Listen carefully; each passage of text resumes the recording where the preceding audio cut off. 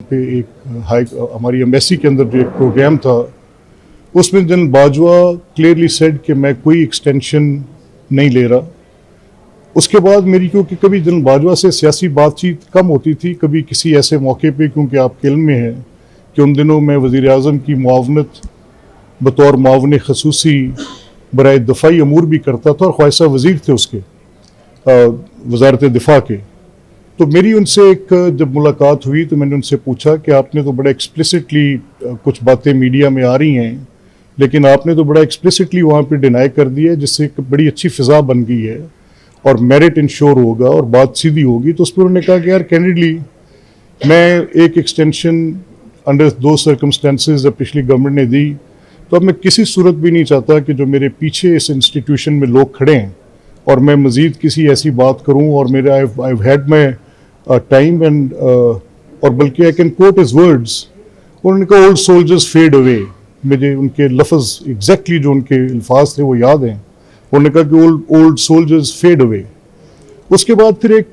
खान साहब को ख्वाजा आसिफ, क्योंकि एक बड़े ज़ीरक आदमी हैं, तो मेरा ख्याल है जो गुफ्तगू मैंने सुनी उसके कॉन्टेक्स्ट में एक शायद उनके हाफजे में बात नहीं रह गई, लेकिन नेशनल डिफेंस यूनिवर्सिटी में जिसमें आपके मीडिया के बहुत सारे पर्सनल थे वहाँ पे, और मुझे वो सवाल जवाब भी याद हैं जिनमें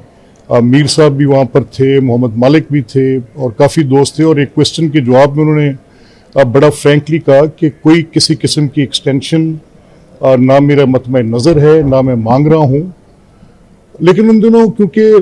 हालात ऐसे थे कि पॉलिटिकल पार्टीज़ की बातचीत जो थी वो आपके सामने थी। इमरान की गवर्नमेंट ख़त्म हुई थी, उनके कुछ डिज़ाइंस थे कि उन्होंने इस प्रोसेस को रोकना है, उसके लिए कुछ वो उनकी अपनी बातचीत सामने भी आती थी। वो काफ़ी वोकल थे इसके बारे में, उनके 3-4 इंसिडेंट्स थे जिस पे वो बात कर रहे थे। और and you all remember that कि 29 नवंबर को जब उनकी रिटायरमेंट थी और नए चीफ की अपॉइंटमेंट थी, तो पिंडी में GHQ के दीवारों के बाहर एक धरना भी जाके बैठा था, if you all remember that. तो इस कॉन्टेक्स्ट में ये नहीं हो सकता कि एक ऐसा आदमी जिसने वो नाम भेजने हैं, अगर उनकी कोई बदनीति होती या उनकी कोई ऐसी बात होती जिसमें वो अपनी कोई चॉइस डिक्टेट कर रहे होते, तो उसमें शायद उनके पास मेरी समझ के मुताबिक और मेरी इन्फॉर्मेशन के मुताबिक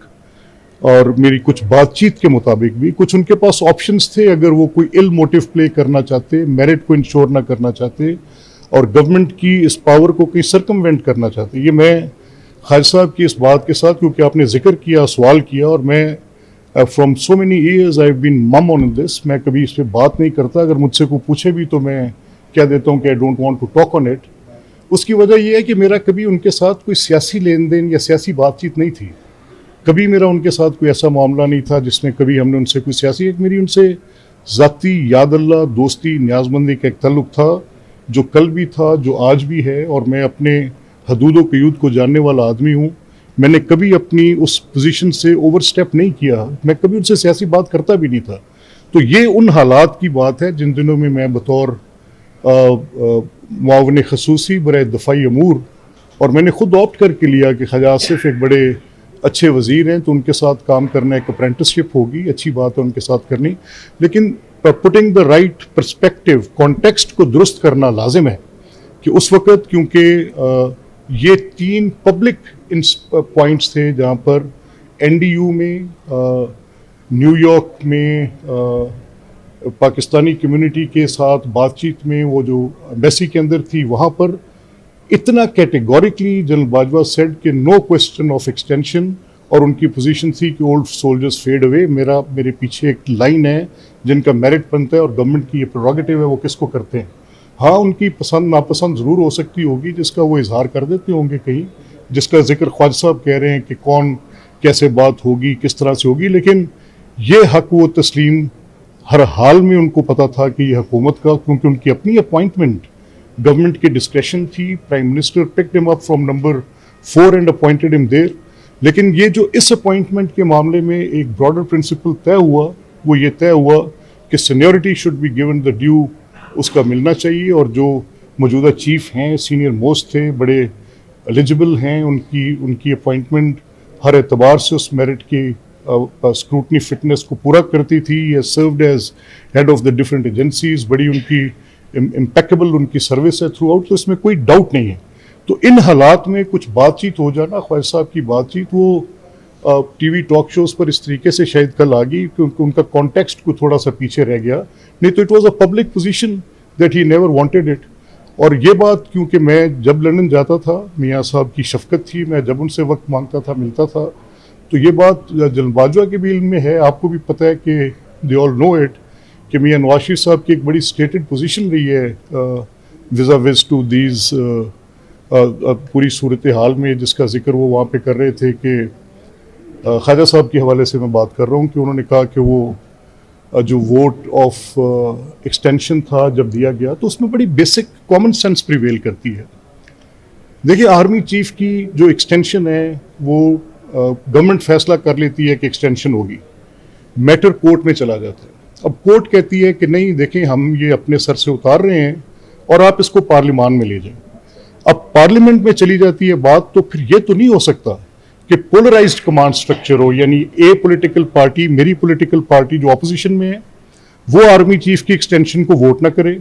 और जो मेजॉरिटी पार्टी है, in any case majority party के दिए गए वोट से हो तो जाना है। अब अगर वो एक्सटेंशन हो जाती है मेजॉरिटी पार्टी के वोट से, तो उसका डायरेक्ट इम्पैक्ट सोसाइटी पे क्या होगा, ये रियल पॉलिटिक की बुनियादी बातों से जरा बड़ी बात है। तो मैं समझता हूँ कि स्टेट्समैन लाइक एक्ट था मियाँ नवाज शरीफ का उस वक्त, जब उन्होंने ये फैसला किया कि ये एक्सटेंशन पे, या पार्टी ने ये फैसला किया कि ये एक्सटेंशन पे जो वोट देना है, ये पोलराइज्ड कमांड स्ट्रक्चर, पाकिस्तान की आर्मी चीफ का वोट पोलराइज्ड नहीं हो सकता। The whole nation voted for it, we voted, Peoples Party voted, the PTI voted. उसकी बुनियादी वजह जो उसके पीछे कार फरमा थी कि एक पोलराइज्ड कमांड स्ट्रक्चर नहीं हो सकता। जनरल बाजवा की स्टेटेड पोजीशन थी जो पब्लिक है, जिसमें वो ये कह रहे थे कि मैं किसी सूरत भी कोई एक्सटेंशन वाली ऐसी बात नहीं करूँगा। अच्छा, जो है इसका मतलब तो ये हुआ कि मौजूदा जो गवर्नमेंट है वो, और जो फौज की साबिक क़यादत थी वो,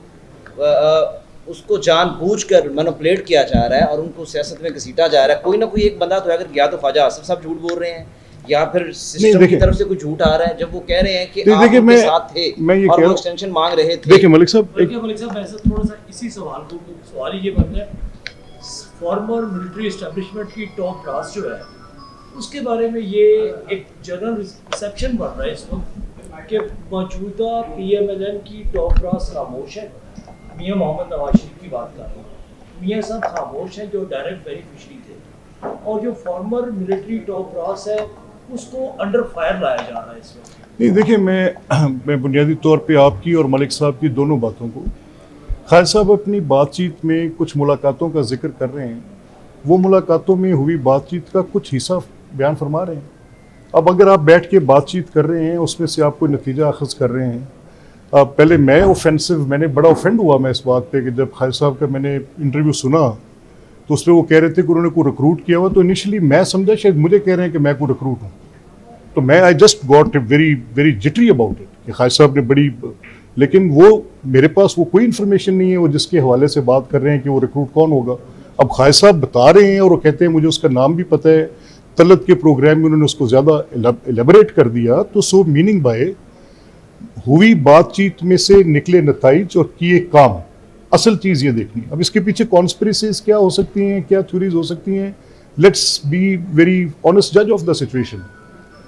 जो लिस्ट आई मेरिट पे, जो एट अबव 5 नेम्स थे, वो 5 नाम आए, उनमें से जो सीनियर मोस्ट था गवर्नमेंट ने तैनात कर दिया। मुख्तसर बात ये। अब मेरा सिर्फ ये मानना है, देखें कि कुछ चीज़ें, लेट्स से जनरल बाजवा कह रहे हैं वहाँ पे मीट द प्रेस का जाके यूनाइटेड स्टेट्स में वो ये कह रहे हैं कि मैं एक्सटेंशन नहीं ले रहा, वन पब्लिक ओकेजन,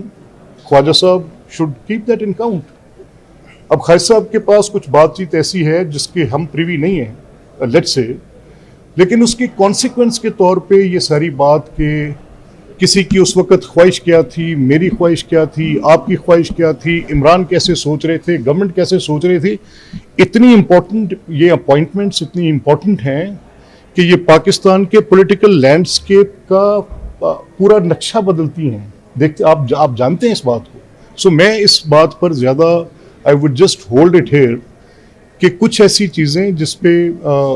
मेरा ये ख्याल है कि जो चीज़ें पब्लिक हुई हों, जिन बात पर एक पोजीशन पहले क्लियर आ चुकी हो और उस पर आप खुद वोकली ये, अच्छा मैं कैसे ये कंसीव करूं कि in the morning a gentleman who is the army chief that day, outgoing army chief, 2-3 महीने बाद उनकी जगह नया आ जाना है, और वो जुलाई और सितंबर में पूरी दुनिया के मीडिया के सामने यूनाइटेड स्टेट्स में खड़े होकर जाके कह रहे हैं कि I am not putting myself there to be more, मेरे बाद आने वाले लोग हैं। इसी तरह एनडीयू एक उनका अपना अदारा है, और सारे पाकिस्तान की मीडिया को बिठाकर वो ये कह रहे हैं कि मैं नहीं हूं और मेरे बाद आने वाले लोग हैं। अब इसके इर्द गिर्द जो सियासी माहौल है, आप उसकी आप सूरत हाल को भी सामने रखें। ये बदकिस्मती है कि ऐसा होना नहीं चाहिए, लेकिन इसी सियासी माहौल की कल्मिनेशन 9 मई पर जाकर ख़त्म हुई। अब इसके दरमियान एक अरसा है, वो कल्मिनेशन क्या थी, कैसे थी, this is a very serious concern. इस पर मेरा ये ख्याल है कि वो बहुत ट्रिवियल बात है कि उस टाइम पे अपॉइंटमेंट पे मियां नवाज शरीफ का फ्रॉम डे 1 पर्सपेक्टिव क्लियर था कि सीनियर मोस्ट, उनके तजर्बे में उनसे ज़्यादा अपॉइंटमेंट्स पाकिस्तान में प्राइम मिनिस्टर किसी और प्राइम मिनिस्टर ने नहीं की। तो दिस वाज हिज पॉइंट कि अब जो सीनियोरिटी का प्रिंसिपल है उसको किसी सूरत अंडरमाइन नहीं होना चाहिए, एंड फॉर दैट सीनियोरिटी वो वहां पर थे। तो उसमें अगर जनरल बाजवा खुद ये पोजीशन दे रहे हैं, तो मेरे ख्याल खालिद साहब ने जो गुफ्तगू की है उसका कॉन्टेक्स्ट गालिबन कुछ और होगा, लेकिन बातचीत यहाँ अच्छा पर। मलिक साहब ये बताएं कि ये चीज बता दें कि जो बात वो कर रहे हैं उसमें वो कह रहे हैं कि गवर्नमेंट और पीटीआई ने मैनिपुलेट करने के लिए आर्मी चीफ की तैनाती के लिए कुछ किया था पीटीआई के साथ मिलकर, जनरल फैज और जनरल बाजवा ने। नहीं देखिए, मेरा ये ख्याल है कि मैं कुछ पब्लिक हुई बातों के अकाउंट से कुछ इन्फर कर सकता हूँ। पब्लिक हुई बात में ये बात पब्लिक हुई जब जनरल फैज़ डीजी आए थे, और उस वक़्त ये इमरान खान साहब की उनकी बतौर कोर कमांडर की अपॉइंटमेंट से पहले तो ये एक पैनल ऑफ नेम्स डीजीआई के लिए आने की बात की बहस चली जो पब्लिक हुई। आपको पता है कि उसमें हुआ कि 3 नाम आए या 2 नाम आए। तो वो प्रेरोगेटिव उस वक़्त क्योंकि आर्मी चीफ का था कि वो किसकी अपॉइंटमेंट के लिए कहते हैं, प्राइम मिनिस्टर का प्रेरोगेटिव था कि वो किसको अपॉइंट करते हैं। ये बहस चलती रही, ये बहस पब्लिक हुई। हम इसके प्रिवी नहीं, हम उस वक्त ना गवर्नमेंट थे, ना हम सुनते थे, अखबार में पढ़ते थे, टीवी पे सुनते थे। तो गालिबन शायद उस वक्त का रेफरेंस खालिद साहब दे रहे हैं, उस टाइम का रेफरेंस दे रहे हैं, लेकिन मैं बात कर रहा हूँ प्रिसाइजली बिटवीन जुलाई, एंड जुलाई, सितंबर, अक्टूबर और नवंबर की। और वो भी आपने सवाल किया तो मैंने आज आपसे इतनी बात की है। मेरा ये ख्याल है कि जो सीनों में कुछ राज दफन है वो वी ओwe टू द पब्लिक, वो मेरा ख्याल है बड़े मुनासिब है कि वो ऐसे रहे।